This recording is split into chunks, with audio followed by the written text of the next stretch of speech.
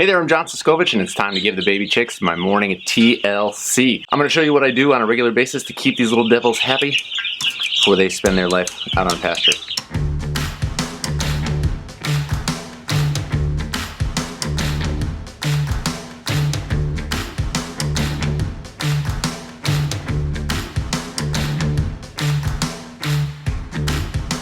So every morning I do a few things. It's nice to have the trained eye to see if there's any issues, but in general the process is pretty straightforward.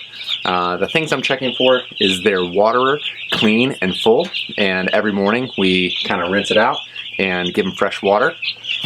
And then their feeders, making sure that there's not poop or a lot of sawdust in their feeders, and topping them off so it's easy for the birds to get feed, and so that we have enough feeder space for all the birds in the brooder. One of the other things I do on a regular basis is check for wet spots.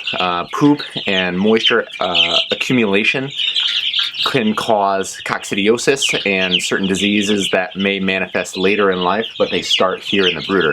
And one of the best things you can do for good brooder health is to turn I use pine shavings, so turning the pine shavings or adding new in, taking any moist pine shavings out, whatever bedding you decide to use, keeping it dry and clean for your birds.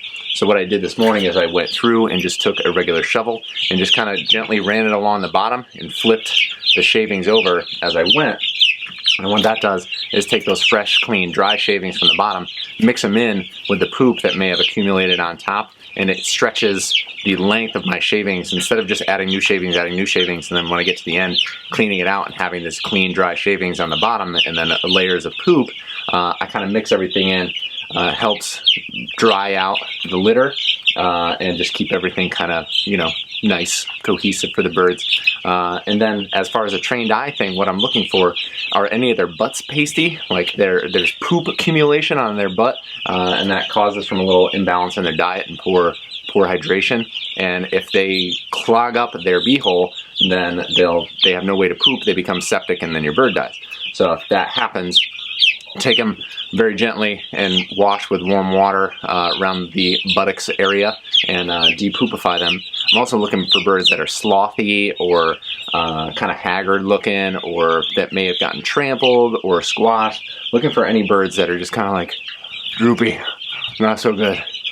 Because especially with the Cornish cross, you'll get birds that are just weaker genetically and are not going to make it long term. And for me, even though I'm going to end up killing these birds and eating these birds and giving these birds to customers or selling them to customers, I want them to have a happy, healthy life throughout.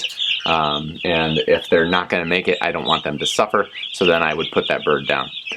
So that's my morning routine, just for the baby chicks, doing a little fluffing of the shavings, a little nice here and there. I gradually can control the temperature and the airflow in here, depending on what it's like outside, through my doors and windows. I've talked about that in the past, and yeah, just treat your animals right, and life will be good.